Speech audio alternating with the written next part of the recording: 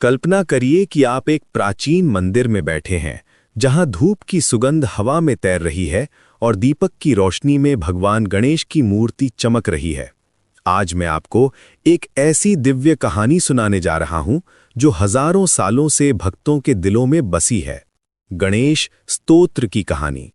यह सिर्फ एक प्रार्थना नहीं है, बल्कि एक ऐसी शक्ति है जो जीवन की हर बाधा को दूर कर देती है।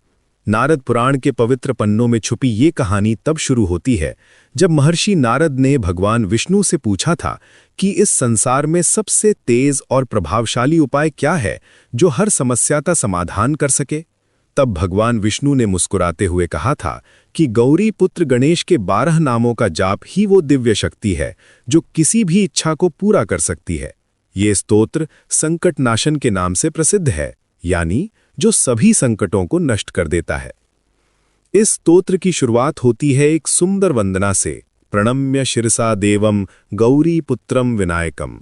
जब हम अपना सिर झुकाकर गौरी के पुत्र विनायक को प्रणाम करते हैं, तो वो हमारी हर कामना को पूरा करने के लिए तैयार हो जाते हैं।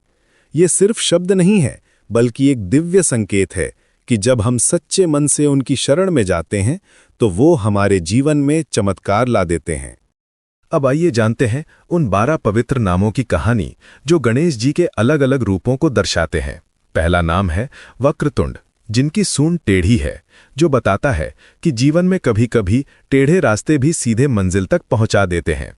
दूसरा नाम एकदंत, जिनका एक ही दांत है। ये सिखाता है कि एकाग्रता से हर लक्ष्य हासिल किया जा सकता है। तीसरा कृष्ण पिंगाक्ष, जिनकी आंखें भूरी हैं, जो दिखाता है कि वे हर भक्त को प्रेम से देखते हैं। चौथा नाम गजवक्त्र है, हाथी के मुंह वाले, जो बुद्धि और विवेक के प्रतीक हैं। पांचवां लंबोदर, जिनका पेट बड़ा है। ये दर्शाता है कि वे सारे ब्रह्मांड को अपने अंदर समेटे हुए हैं। छठा विकट, जो कठिन परिस्थितियों में भी हमारी रक्षा करते हैं।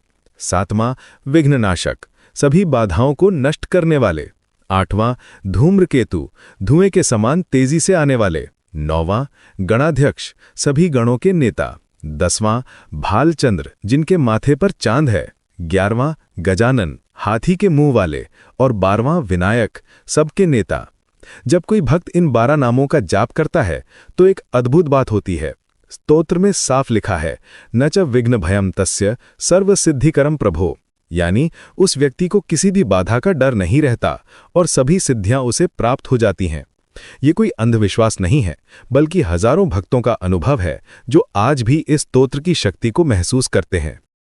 इस स्तोत्र की सबसे खूबसूरत बात यह है कि ये हर व्यक्ति की अलग अलग जरूरतों को पूरा करता है।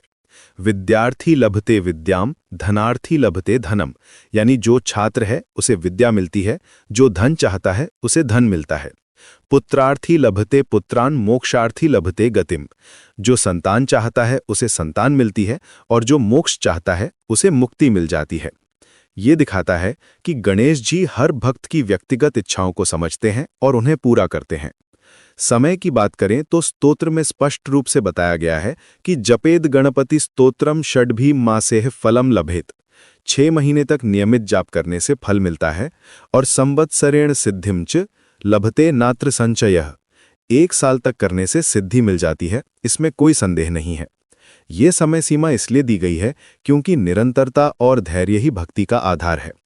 एक और दिलचस्प बात यह है कि स्तोत्र में लिखा है कि अगर कोई व्यक्ति इसे 8 ब्राह्मणों के लिए लिखकर देता है, तो तस्य विद्या भवेत सर्वा गणेशस्य प्रसादतः, गणेश जी की कृपा से उसे सारी विद्या प्राप्त हो जाती है। ये दिखाता है कि सिर्फ अपने लिए प्रार्थना करना ही काफी नहीं है, बल्कि दूसरों की भलाई के लिए भी कुछ करना चाहिए।